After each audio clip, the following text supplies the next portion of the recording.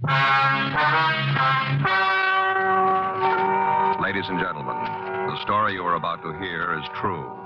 The names have been changed to protect the innocent. Dragnet.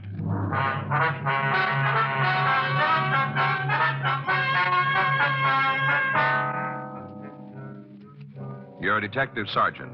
You're assigned to homicide detail. An elderly man is threatening an entire neighborhood with a shotgun. He says he's going to use it to kill a man. Your job, take it away from him.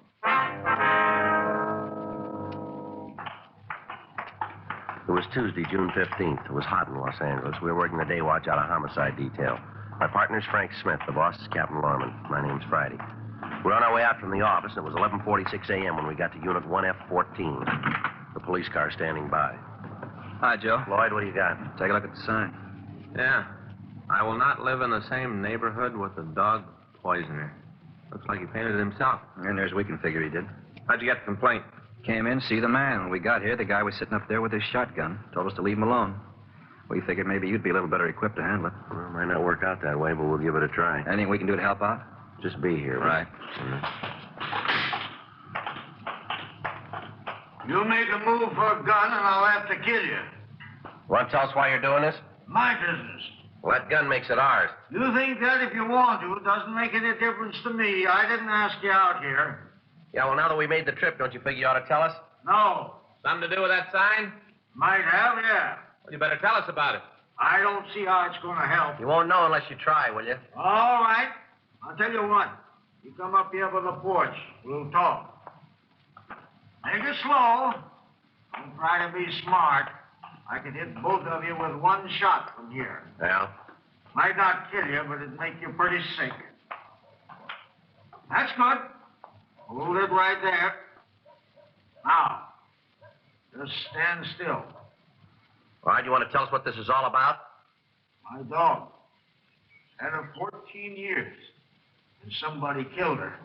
Well, that's not much of a reason to sit out here and threaten everybody who walks by your house, is it? It is for me, Why? but I know that they'll show up. Who will show up? Whoever done it. They'll walk down the street, and when they do, I'm going to get them. Now, you know we're not going to let you do that. I don't see that there's much you can do to stop me.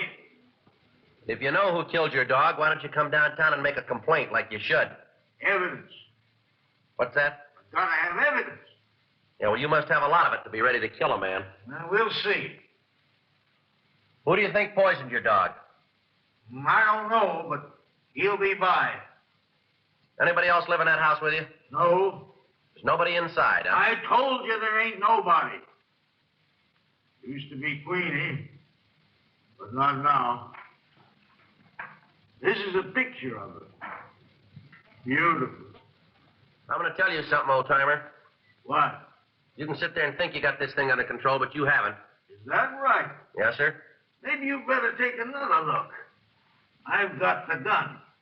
Yeah, well, it might be that way. But there's 100 more that are going to keep you from committing a murder out here. That's a hard word to use, isn't it? No, because that's what you're figuring to do, isn't it? How do you think you're going to stop me? You bring that gun up into firing position, and I'll show you how I'm going to stop you. All I'm trying to do is to pay back something. I don't want to hurt anybody else. Look, mister, why don't you tell us who you think poisoned your dog and why? We might be able to do something for you. 'Cause I don't think it'd help. Well, why don't you give it a try?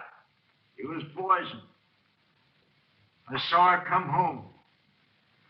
I saw her crawl right up that log on her stomach, dragging her hind legs. Yeah?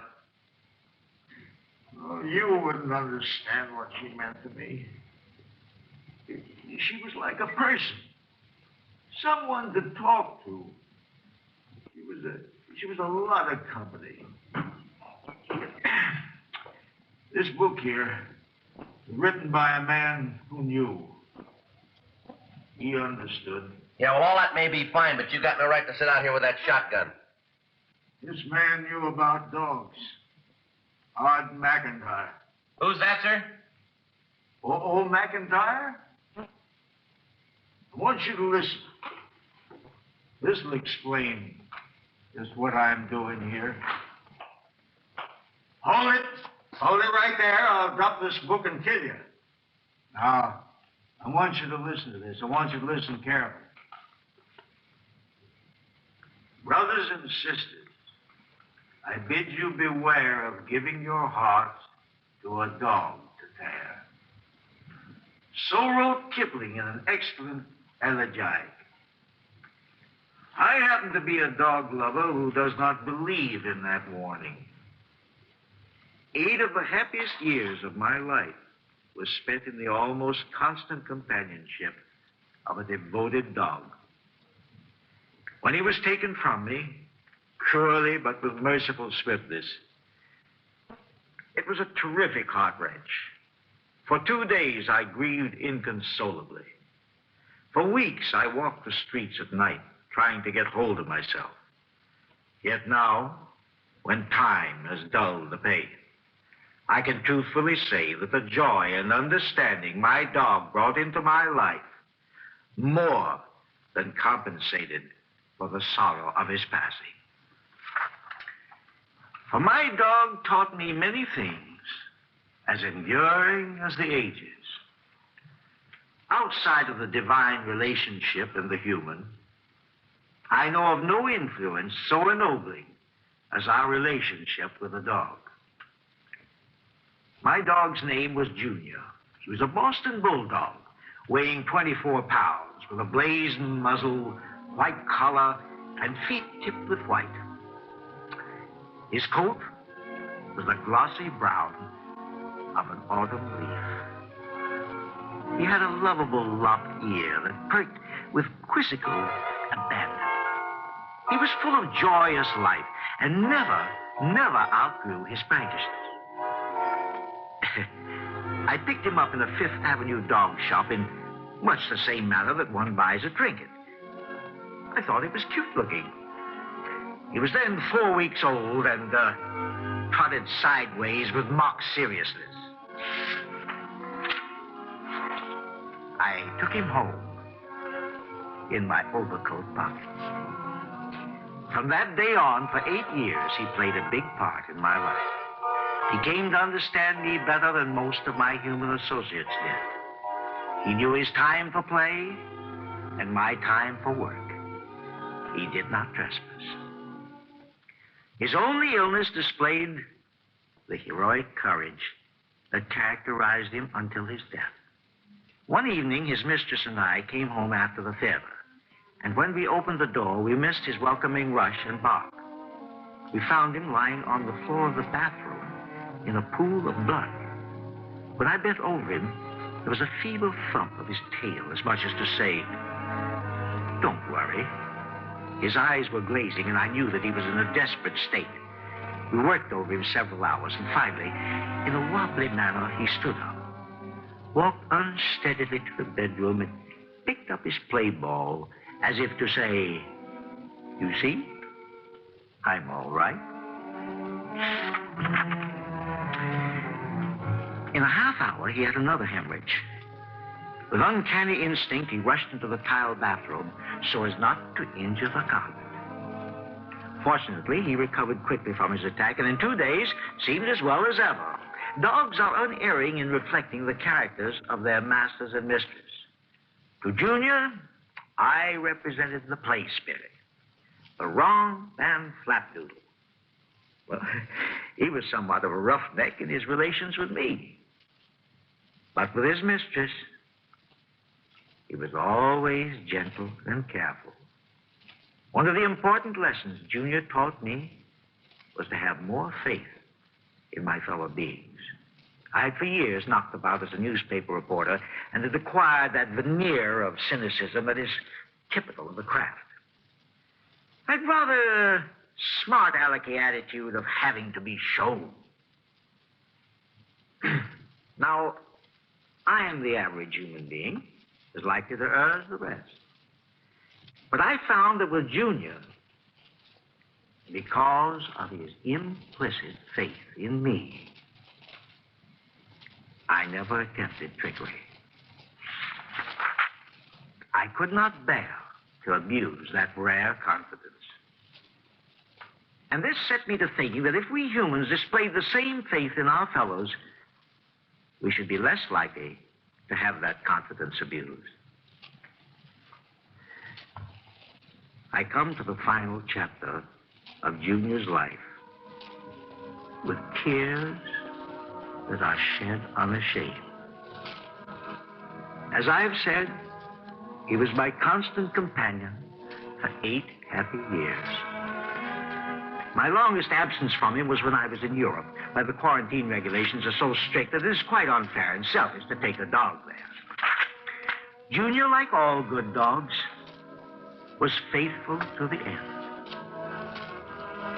He died obeying my command, which made his loss all the more tragic to me.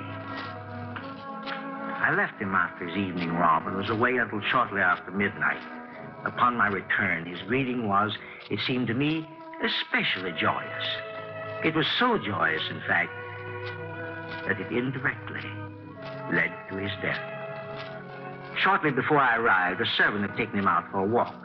But he was so glad to see me, and he loved so to go out late at night without a muzzle or a leash on, that I humored him, and we went out again together. At that hour, there was very little traffic on Fifth Avenue, and Junior ran far ahead of me. He had been trained to wait at curbings when unleashed until he received the command, go. Then he would race across the street like a flash. At the corner of 44th Street and Fifth Avenue, I stepped to the curb, looked both ways for signs of traffic, and seeing none, shouted, go. Junior was off at a bound. At that instant, a party of reckless joyriders in a heavy touring car swung madly around the corner, and both wheels on one side passed over his body. There was a jeer of derision as the car shot northward, the taillights gleaming red in the night.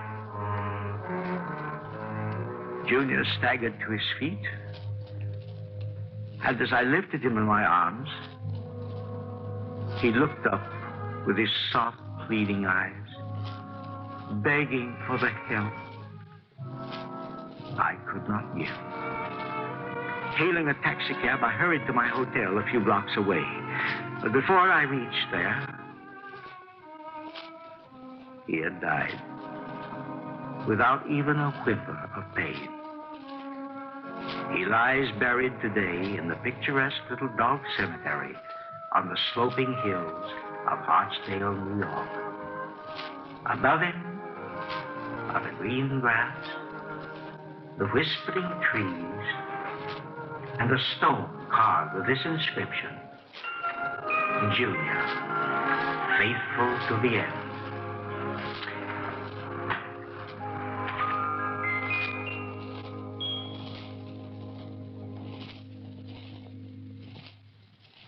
He was a great columnist, old McIntyre. Yes. Now then, we'll all just wait. For what? The man who poisoned Queenie. You're expecting him, are you? He'll be by. This is going to be something different for you two. How's that? You won't have to look for the man who kills him. Friday, see you a minute? Yeah, Lloyd. What do you got? We checked the old man through R&I. You find anything we can use? No record. How about the neighborhood? Well, Perkins and Henry checked, talked to the people on the street. Well, The news we can find out he's pretty near a hermit. Doesn't have much to do with anybody. No close friend? No, none that anybody knows about. He gets one piece of mail a month, evidently some kind of check. mm-hmm. We talked to the manager at the grocery down the street. Collins does all his shopping there. What do you have to say about that check? It's from an insurance company, some kind of annuity. Anything else? No, rest of the book's empty. Mm. Now, where do we go from here? Find some way to get that gun away from him. Any ideas? Well, if we could find the poisoner, it might give us a break. If there is a poisoner. No, Lloyd, I believe him. Anyway, it won't do any harm to shake the neighborhood. If we pick the guy up, maybe the old man will settle down. It's a big job. Yeah, well, that's a big gun. 12:07 p.m. We contacted the office and made arrangements for additional cars to start a thorough search of the area. It was just an outside chance that the dog poisoner might still be in the neighborhood somewhere. The crowd on the sidewalk had gotten larger, and the uniformed officers were having trouble keeping order. While I was talking to the office, a middle-aged woman broke through the lines and ran toward the porch and Peter Collins. Pete! Pete Collins! All right, hold it right there, lady. He's a friend of mine. Yeah, well, he won't be if he pulls the trigger on that gun. What are you trying to do, Pete Collins? What? What are you doing to our street? I don't know what you mean. We were all sorry when Queenie died. Wasn't anybody on the street didn't want to do something. That's nice of you. You sit here with that gun trying to turn this street into a shooting gallery, and none of us are with you. You know why I'm doing it. That don't make it right. We had a meeting last night. All the people in the neighborhood. Tried to think what to do about getting you another dog. I don't want no other dog. Grow up. Put that gun away and grow up. You get out of here. Right now. You get out of here and tell your friends that I don't need them. None of them. You go tell them that, will you? All right, come on, let me over here. Joe? Yeah. Just talked to the office. They're sending out more men, gas guns. Anything on the poisoner? No, still looking. Lady, what do you know about him? Oh, he lived next door for 16 years. You live alone all that time? Yeah. I think he was married before he moved here. Yeah. All he had was that old dog. Just the two of them. You have any idea who might have poisoned the dog? We'd all like the answer to that one. Ma'am? Queenie's not the first one. There's been 13 others. Hardly a dog on the block that hasn't gotten sick. We've done about everything we could. It isn't easy. What do you mean? The way the law is. What? We checked into it. You did, huh? The way the law reads, in order to prove poisoning, you got to see the person throw the bait. Yeah. There's none of us got time to sit around the back fence and watch people walking down the alley. Mm-hmm. But even if you do see the person throw the bait, you can't just go in and arrest them. All right. The law says you got to have part of the bait. Well, that's hard to do. Mm-hmm. Makes it almost impossible. You been to the authorities, have you? Yeah. SPCA, police. They've all done what they could. Dogs keep right on dying. We've even thought of maybe hiring somebody on our own. You know, sort of a special cop. Yeah. Oh, it seems a shame, don't it? Ma'am? Poor old man.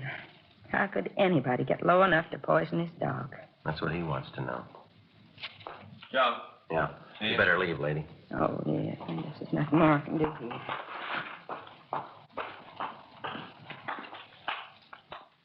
Yeah, what do you got? Well, this man here, his name is Bentley Mocker. Yeah. Uniformed men picked him up in an alley a couple of blocks from here, throwing this over the back fences.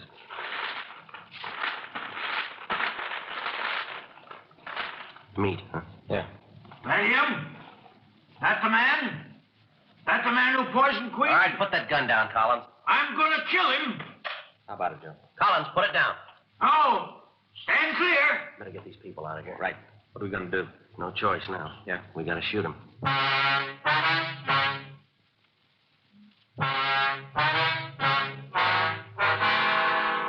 12:24 p.m. In spite of the precautions, it began to look as if we wouldn't be able to take Collins' gun away from him without physical violence. As he raised the shotgun, cocked it, and pointed it at Bentley Marker, all of the other officers in the vicinity were ready to stop him. Collins, you use that gun and I'm going to use mine. Put it down. I'll shoot through you to get to it. Yes, sir, you're going to have to. What's going on here? You got no right to do this to me? How about it? Did you poison his dog? He's crazy. He'll kill me if he gets a chance. Just answer me. Did you poison his dog? What if I did? Answer the question, mister. All right, I did. I poisoned him. You've been dropping poisoned meat all over this neighborhood, haven't you? There ain't anything you can do about it. 14 dogs killed around here. Did you do it? Pests, that's all they are. Good riddance. That's the way it looks to you, does it? Sure, rooting around the yards, barking and yowling. No good, any of them. You all through? I could go on for hours about them. Had my way, I'd get rid of them all. Well, I'm going to tell you something. Those dogs meant a lot to the people who lost them. That old man sitting up there on the porch, to him, that dog was part of his life. What gives you the right to sneak around back alleys and side yards and kill off a pet that belongs to a child or an old man? I don't have to stand around here and listen to you. No, sir, you don't. Lloyd? Yeah, Joe. Take him downtown. What for? You got no law to hold me. Yeah, well, maybe we can find one. In the way you talk, you think dogs are better than humans. In your case, they are. Come on, let's go.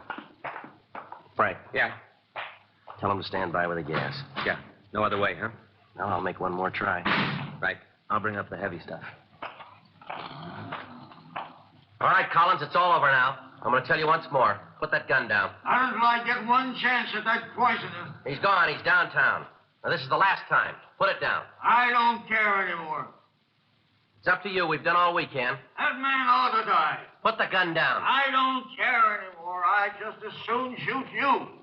Collins, it's all over. Now put that gun down and we'll take it away from you. Joe. Joe. Yeah. Take a look. What's the kid want here? Well, look. Note pinned to his coat. Policeman, maybe this will help. When I read it.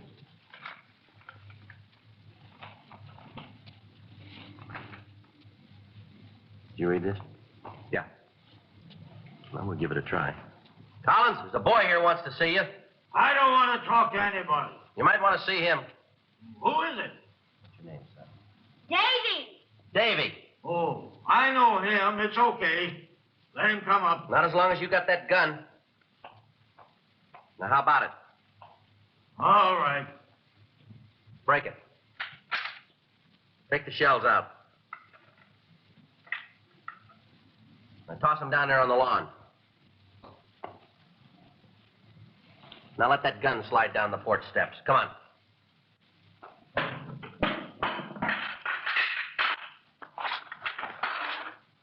All right, son. Come ahead.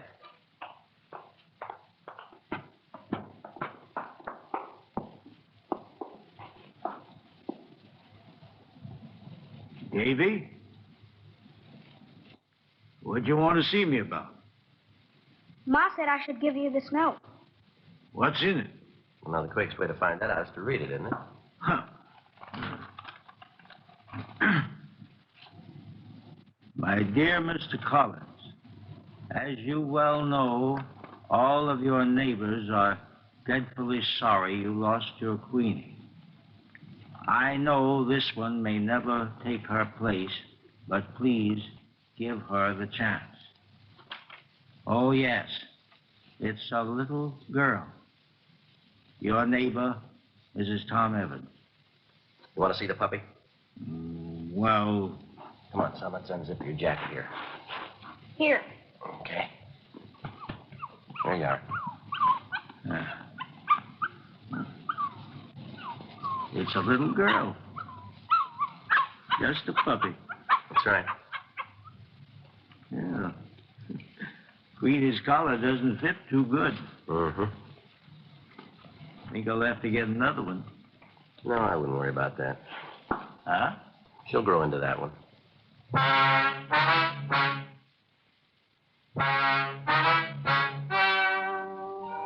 The story you have just heard is true. The names were changed to protect the innocent. On July 12th, trial was held in Division 68, Municipal Court, Los Angeles Judicial District.